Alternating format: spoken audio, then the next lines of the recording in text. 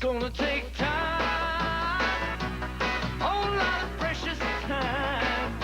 It's gonna take patience and time to do it, to do it, to do it, to do it, to do it, to do it right, child. I got my mind set on you.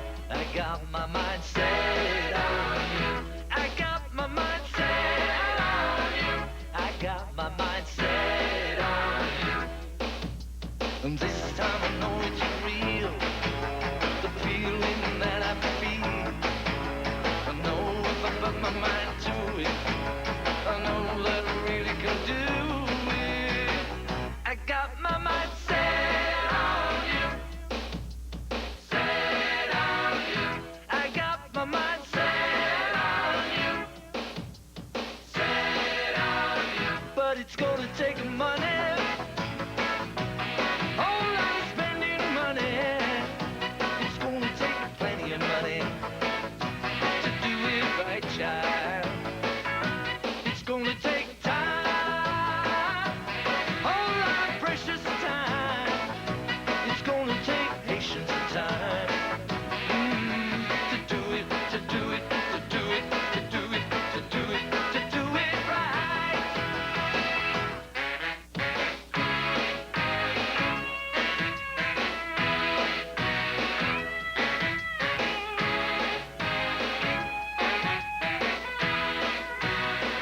I got my mind set on you.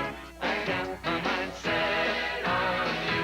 I got my mind set on you. I got my mind set on you. And this time I know it's real, the feelings that I feel. I know if I put my mind to it, I know that I really can do it. But it's gonna take money, a whole lot of spending money. It's gonna take plenty of money to do it right, child. It's gonna take a time, a whole lot of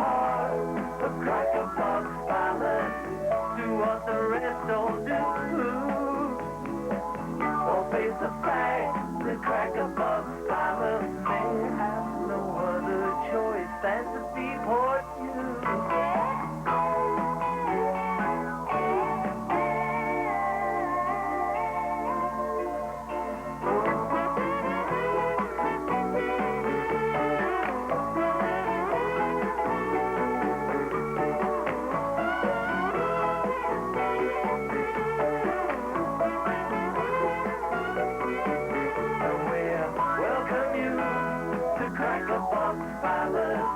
We've been expecting you. You bring such joy and crack a box, pilot. No matter where you roam, no love is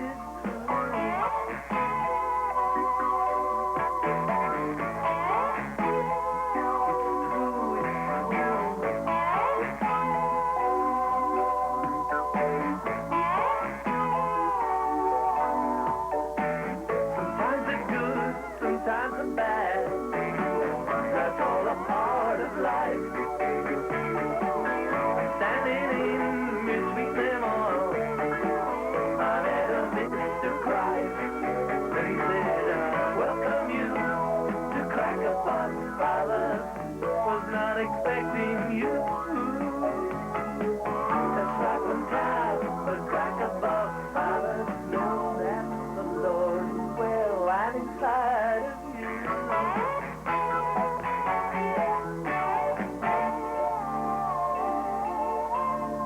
And we welcome you to crack a box, pilot. Been expecting you. You bring such joy.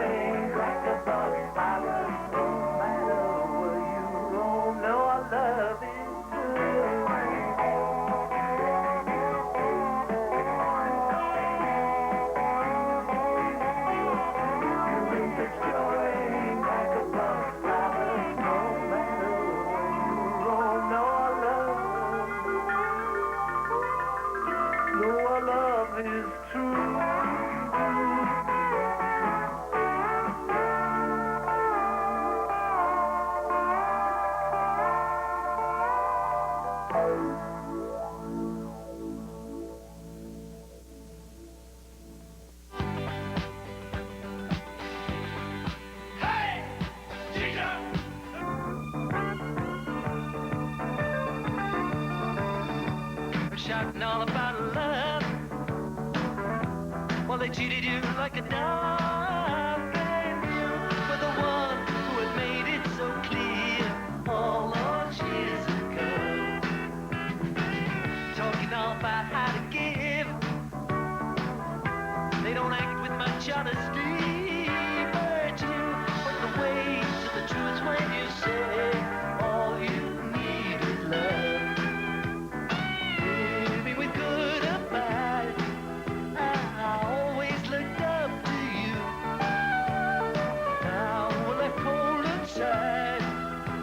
Someone, the devil's best friend, someone who abandoned all.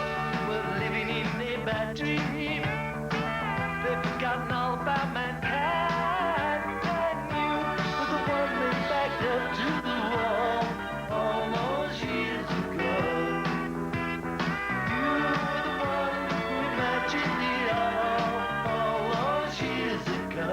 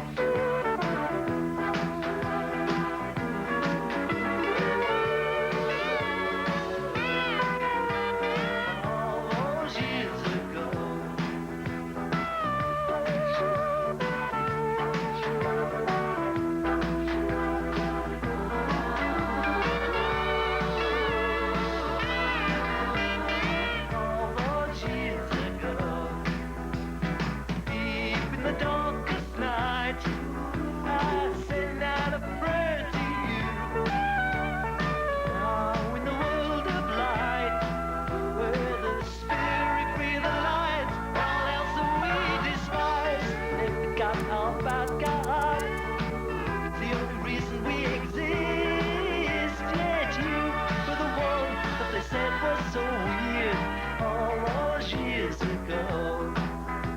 You said it all, but how many had ears all those years ago. You had control of our smiles and our tears all those years ago.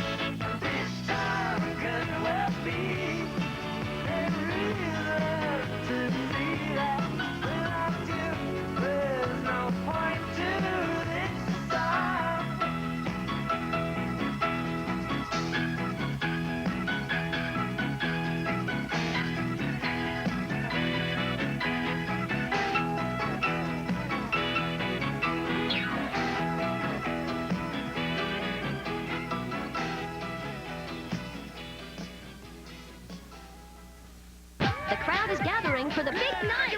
My VH1 Music Awards!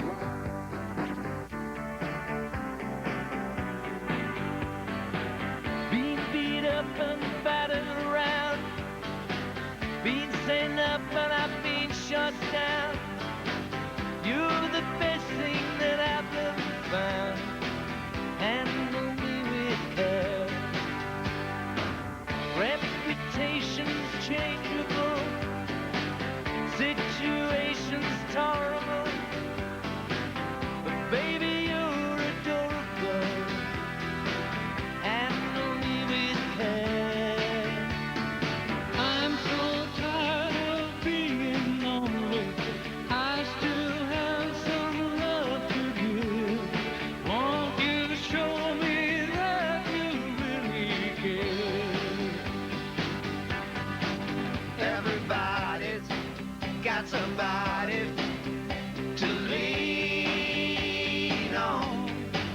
Put your body next to mine and dream on.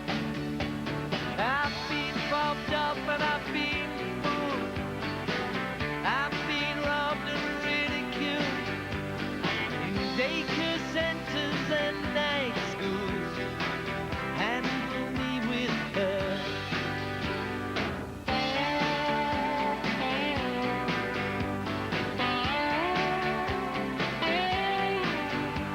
Being stuck in airports, terrorized, sent to meetings, hypnotized, overexposed, commercialized.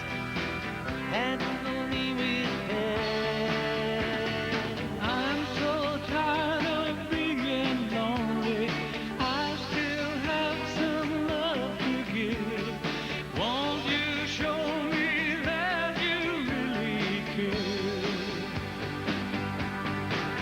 Everybody got somebody to lean on. Put your body next to mine and dream on. I've been uptight and made a mess, but I'll clean it up myself, I guess. Oh, the sweet smell of success, handle me with care.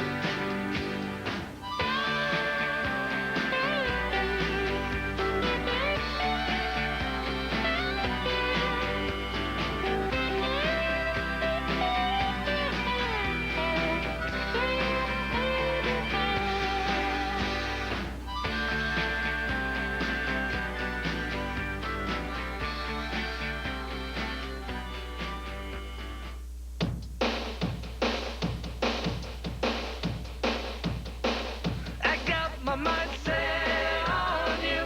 I got my mind set on you. I got my mind set on you. Got my mind set on you. But it's gonna take money, a whole lot of spending money. It's gonna take plenty of money to do it right, child. Back then, long time ago, when grass was green, woke up in a daze,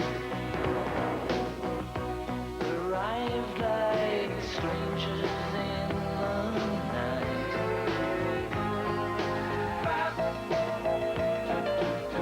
Long time ago when we was fab,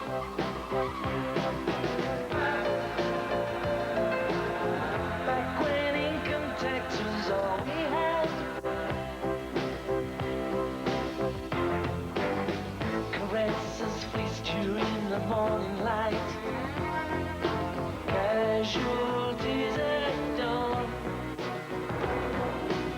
and we did it all.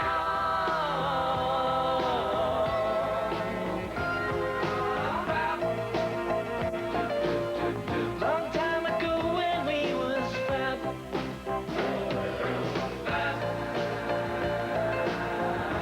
my word, you are my only love. And while you're in this world, the first gonna come and claim you, but you know better wise. When the buzz gonna come and take you away, take you away.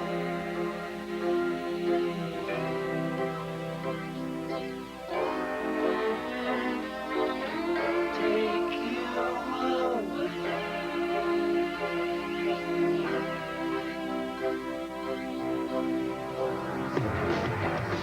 The microscopes that magnified the tears started once and on,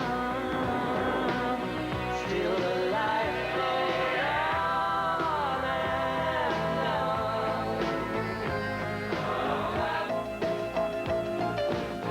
Long time ago when we was fab,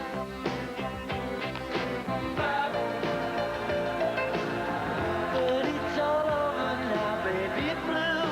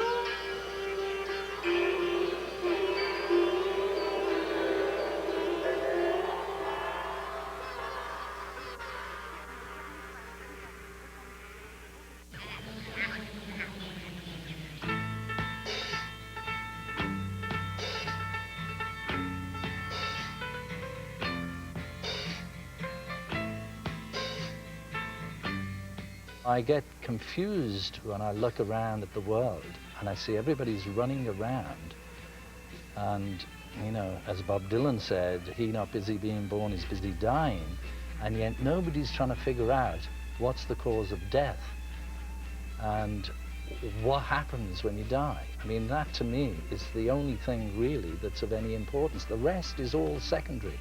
That was the great George Harrison during a surprise visit he made to VH1 in 1997, and that was a day that I will never, ever forget.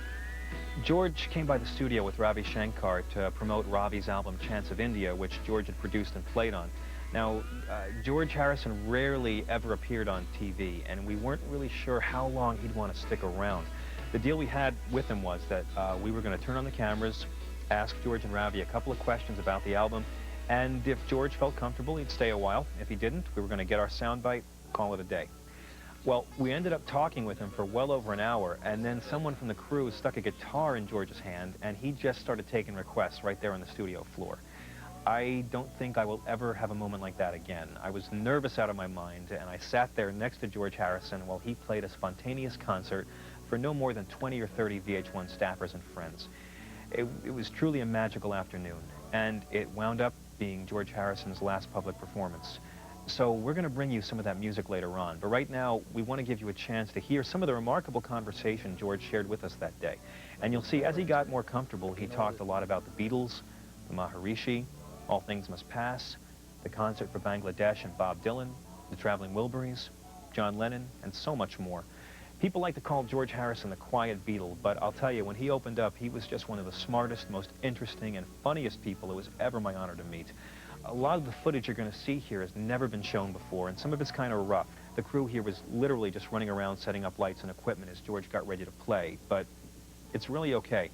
George was never about slickness or showbiz. He was an international star by the time he was 20 years old, and he spent most of his life pushing against all the artifice of fame and celebrity. He was George Harrison, and he was one of a kind.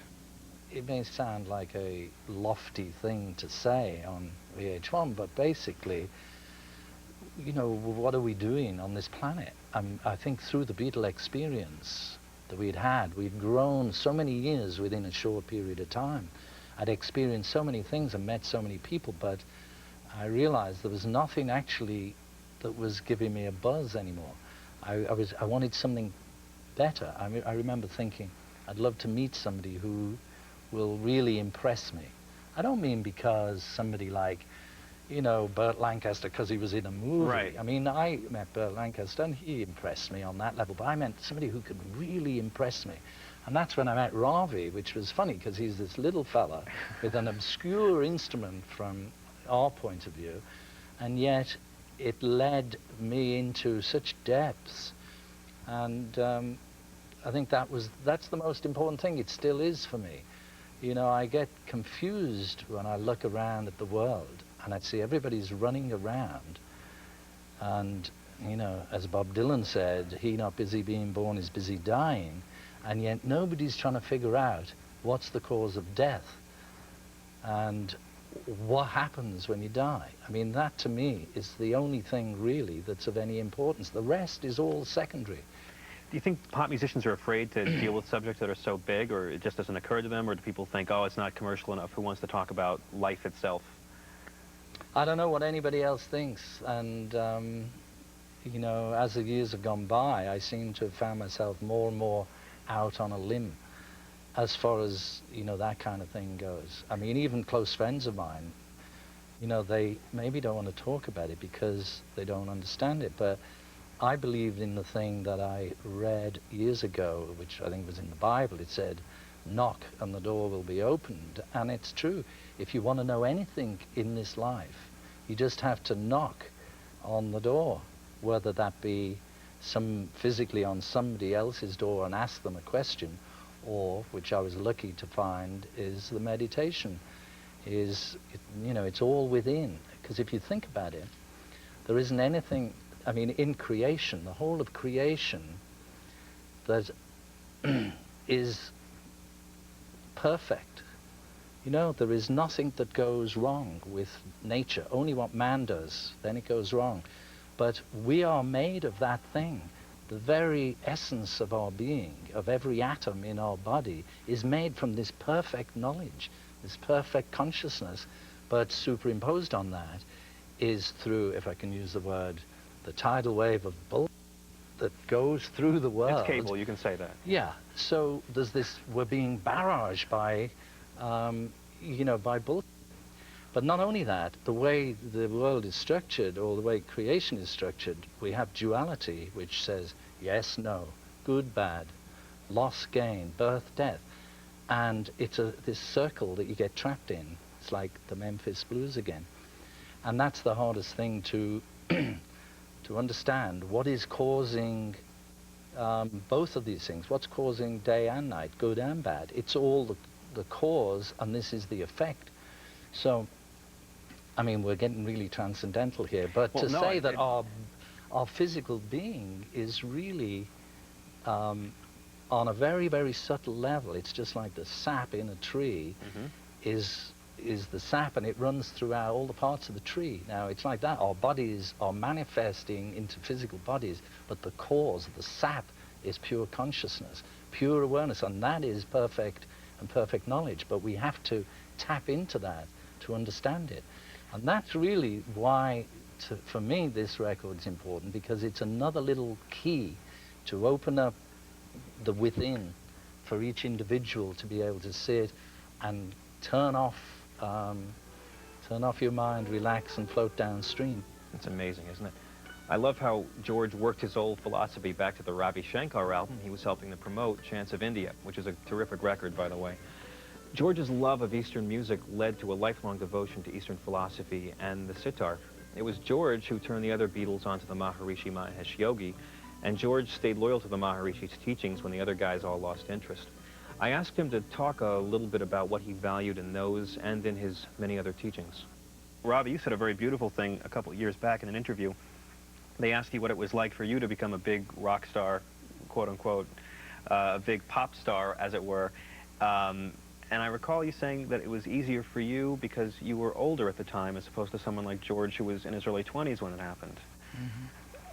Do you think that that may be a reason why you found a search for something deeper in life? I think about you embracing Eastern philosophy. I think about Dylan becoming born again. Do you think it drove you to search for something deeper because you were worshipped by millions? And why do you think that it drove you to search for something deeper as opposed to someone like Elvis who had a hard time handling it? Actually, Elvis, I think, looked for something deeper too. Yeah, because I know that he was, at different times he was involved with different organizations. And I mean, it was sad about Elvis. I think compared to the Beatles, Elvis, I always saw the problem for him was that he was the only one who had that experience. Whereas, like, we were hippies, so it takes more people to have that, share the experience. I mean, the four of us all experienced the thing, and in a way we gained strength and supported each other in the turmoil. But yeah, I think fame is a good thing in terms of giving you heightened experience, or at least more experience, and but then it's what you do with that, or what that uncovers. I think for me, as I say, I realize I want to, I just want more. This isn't it. Fame is not the goal. Money, although money's nice to have, it can buy you a bit of freedom. You can go to the Bahamas when you want, but it doesn't. It's not the answer. And the answer, is how to get peace of mind and how to be happy. That's really what we're supposed to be here for.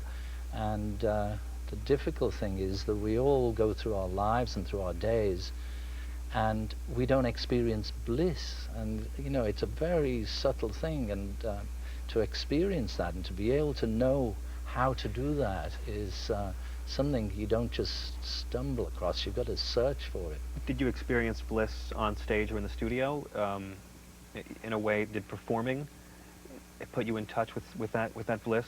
Well, we had happiness at times, and but not the kind of bliss I mean, where like every atom of your body is just buzzing, you know, because it's, again, it's beyond the mind. It's like, you know, it's when there's no thought involved. I mean, it's a pretty tricky thing to try to get to that stage, because it means controlling the mind and being able to transcend the relative states of consciousness, waking, sleeping, dreaming, which is all we really know.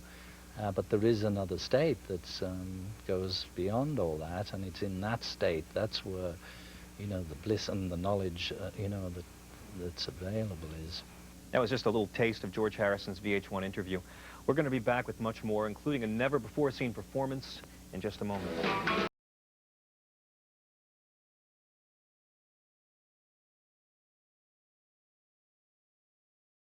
The following movies are rated R for Rockin' and are intended... I'm John Fugelsang, and we're remembering George Harrison and looking at some of an interview he did with VH1 during a rare visit to our studio in 1997. Most everybody knows that George was the youngest Beatle, the lead guitar player, and the composer and singer of songs like Something, Here Comes the Sun, and While My Guitar Gently Weeps. And George always laughed about the fact that whenever Sinatra on stage would introduce his version of Something by calling it the greatest love song of the last 20 years, he would then credit it to Lennon and McCartney. It was George who led the Beatles to Indian music and culture, to meditation, and to yoga. George was the most spiritual of the Fabs, and he was also, many experts say, the best actor in the Beatles. Steven Soderbergh, who directed Traffic and Erin Brockovich, is a huge fan of the Beatles' first movie, A Hard Day's Night, and he has said George was the best actor of the four of them by far. It's amazing there's not a line he doesn't nail. Oh, by all means, I'd be quite prepared for that eventuality. Anyway, if you don't cooperate, you won't beat Susan. And who's this Susan when she's at home? Only Susan Canby, our resident teenager. You'll have to love her. She's your symbol. Oh, you mean that posh bird who gets everything wrong? I beg your pardon. Oh, yeah, the lads frequently sit down the television and watch her for a giggle. In fact, once we all sat down, wrote these letters saying how gay she was and all that rubbish. She's a trendsetter. It's her profession. She's a drag, a well-known drag. George met his future wife, Pattie Boyd, on the set of A Hard Day's Night in 1964. That's her right there playing one of the girls the Beatles run into on the train in the beginning of the movie. George went on to have a second career as a film producer, making such great films as Mona Lisa, Monty Python's Life of Brian, and Time Bandits for Handmade Films. And he also had something of a third career as a concert promoter. He pretty much invented the all-star charity rock show with a concert for Bangladesh at Madison Square Garden in August of 1971, 30 years ago. I talked to George and Ravi Shankar about that historic event. When you think about all the talent you assembled and all the money you raised for the album, it was a very controversial thing in Bangladesh. John Lennon used to get in trouble all the time for his activism. Did anyone tell you, you know, look, it's a little bit hot, no, don't go there, were you discouraged at all by people for pursuing it? No, not really. I think that was one of the things that I developed just by being in the Beatles, was being bold. And I think John had a lot to do with that, you know, because John Lennon, you know, if he felt something strongly, he just did it. And, you know, I picked up a lot of that by being a friend of John's, just that attitude of, well, just go for it, just do it. Like when Ravi said to me, we'll, you know, he wanted me and Peter Sellers to come and introduce the show and he could make $25,000. Straight away I thought of the John Lennon aspect of it, which was, you know, film it and make a record of it and, you know, let's make $1 million. And, you know, I think that boldness was, you know, by having that fame, by learning through the Beatles, you know, that you get a bit more clout, you know, if you're well known. Well, let's talk about the concert, because it's just such a great, I mean, it was really, it's credited as being the first all-star benefit concert, the precursor to Live Aid, and all the benefit concerts of the 80s. How did you go about getting the talent who showed up? Eric Clapton, Ringo, Bob, I just got on the telephone in Los Angeles. There was an Indian astrologer who I'd met in LA, and so I said to him, hey, is there any good particular day to put this concert on? And he said, August the 1st or August the 2nd. And I thought New York was the best place to put it, just because all the media and, you know, it's in between Europe and LA. And I checked Madison Square Garden. I found it was vacant on that day, on August. Was it the 1st or the first or the 2nd? First. And I just got on the telephone and I started calling people. And there was certain people I knew I could rely on, who was, you know, Ringo and Keltner were the drummers. And Badfinger. we got Badfinger just to, you know, be acoustic guitar players. I was hanging out a lot of the time with Leon Russell, and Leon said he'd come and bring Don Preston. And Leon actually was very helpful in the song itself, Bangladesh. I kind of wrote the song, but he suggested to me to write that intro, you know, where it kind of sets up the story. My Friend Came to Me. Yeah. And then Leon, of course, played on the single. We quickly made the single to try and get it out to, you know, get it on the radio. How quick was it? Sure, we did it in one night, I think. Wrote it, recorded it? I wrote it, you know, one day, and a couple of days later assembled the people who played on it.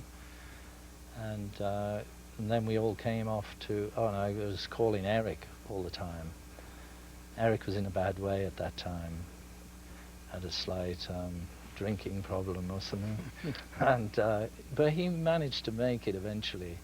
And how But about that's why we ended up with Jesse Ed Davis, because he was around, and so we started showing him the songs we were going to do, in case Eric never made it. And then Eric came, and we decided to have them both on, because he couldn't chase Jesse away. those 3 guitarists in one show? It was terrific. Yeah, and Don Preston as well, actually. He was Leon's guitar player, and then Bob. Now, who tell me, I how did you get Bob? How did you get Bob out of seclusion up in New York State to come down and do the show? I just asked him, really, and I don't know. My relationship with Bob is, I don't know. It's, you know, I've always just tried to be straight with him, because he's also been surrounded by tidal wave of bull, and so, you know, I just always tried to be straight with him, and you know, he responded. The night before the show, though, was a bit tricky, because we went down to Madison Square where they were setting it up, and we stood on the stage, and suddenly it was a whole frightening scenario. And Bob turned to me and he said, "Hey man, I don't think I can make this. I've got a lot of work, you know, things to do in New Jersey," or something like that. And by that time I was so stressed out, because I'd just been on the telephone for like, I think it was 3 weeks, about 3 weeks of setting the entire thing up. I've been on the phone about 12 hours a day. And at that point I said, "Look, you know, don't tell me about that. You know, at least you've been on stage on your own. That's all you've ever done. You know, I've never, you know, I've always been in a band. I've never stood out front. You had never done a tour before. So, you know, I don't want to know about that." And right up till he came on the stage, I didn't know if he was going to come. When the show began, you didn't know if he Yeah, and I had on a list on my guitar, and I had a bit where it said Bob ? And if you look in the film, I turn around to see if he's around, and he's so nervous that he's just coming on, even before I announced him. He hadn't been on stage in a long time. He delivered, and that really, I think, you know, it really made the show, you know, by having, you know, Ravi and myself was one thing, but Bob just gave it that extra bit of clout. We'll have more from George Harrison's interview with VH1, plus an unexpected performance when we come back. Mr. Harrison, with all of the enormous problems in the world, how did you happen to choose this one to do something about? Because I was asked by a friend if I'd help, you know, that's all.